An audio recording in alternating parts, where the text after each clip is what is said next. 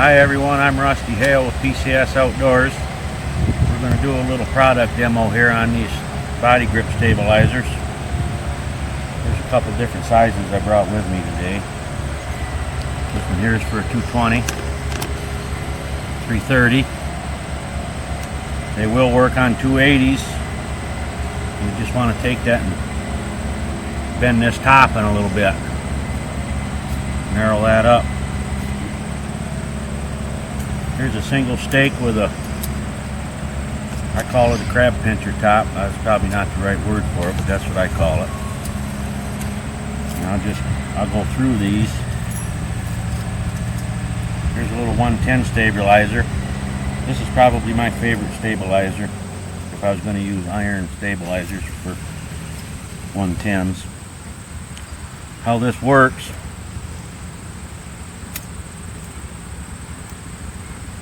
You just pop it out of there.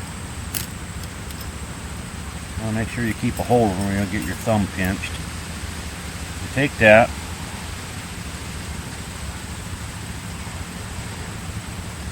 top, slide it through the spring, over top of the trap, slide it down like this.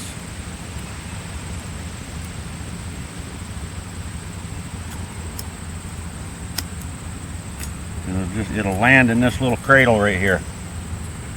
Right in there. These work really well inside of road tubes where you know rats are swimming along the edge of the culvert where the water is just too deep where you can't get in with hip boots or waders.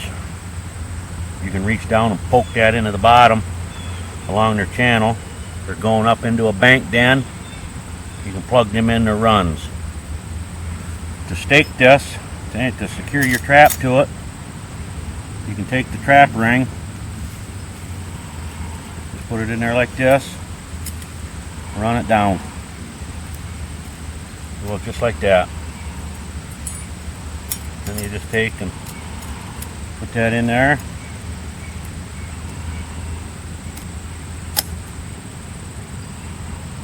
Put that in the center of the jaws. And you just reach and shove that in where you want it. It's quick and easy. They work really well in the right situation.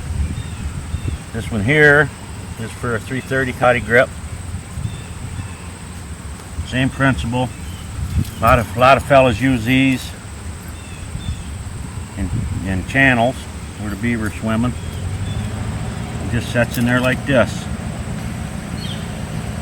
I've talked to a few old timers over the years that use these. They really like them, but a couple of them had forgot to wire the stabilizer to the trap. And they come up and they got a beaver in the trap. And if he's done any amount of thrashing, he knocks this loose and it's laying out in the pond or in the channel just deep enough where you can't reach it. So I would suggest just take a piece of wire and wire this right through the chain of the trap or on a spring or something. That way when the trap's fired you can retrieve your trap and your stabilizer. And that just sets in there like this. I don't have it shoved in all the way. It's kind of hard ground here.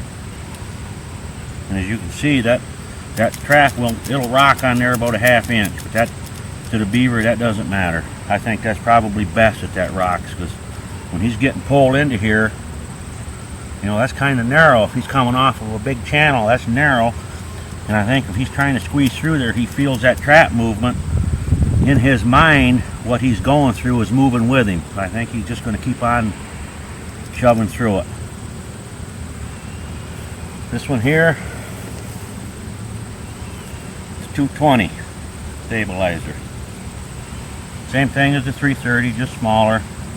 A lot of coon trappers will use these, or otter trappers. And the same thing, you just cradle that down in there like this.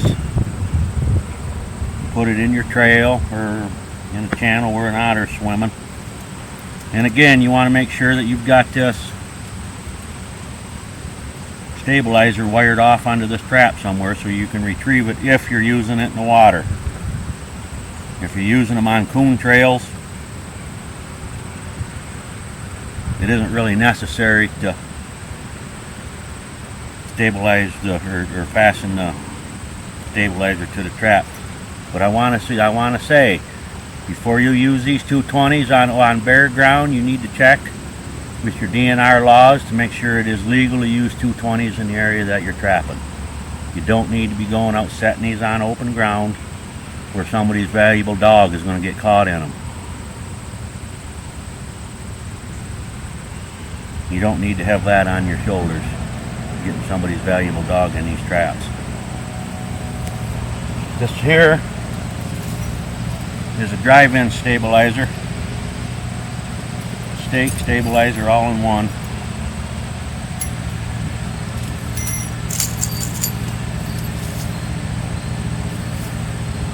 Same thing, you just put this in your trail. I don't know if I would use that beaver trapping or not. It isn't really a lot of holding power there, but you look, you'll see that trap flopping around on there. That's a lot of slop. You can get yourself just a simple old stick somewhere. Put in here like this. Make that a little wider.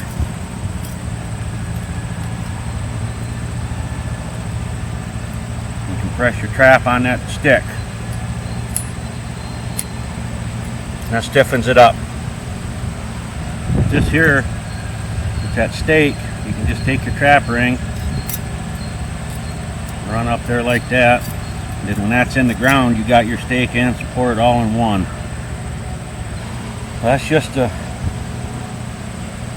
some of the staking products that we sell here.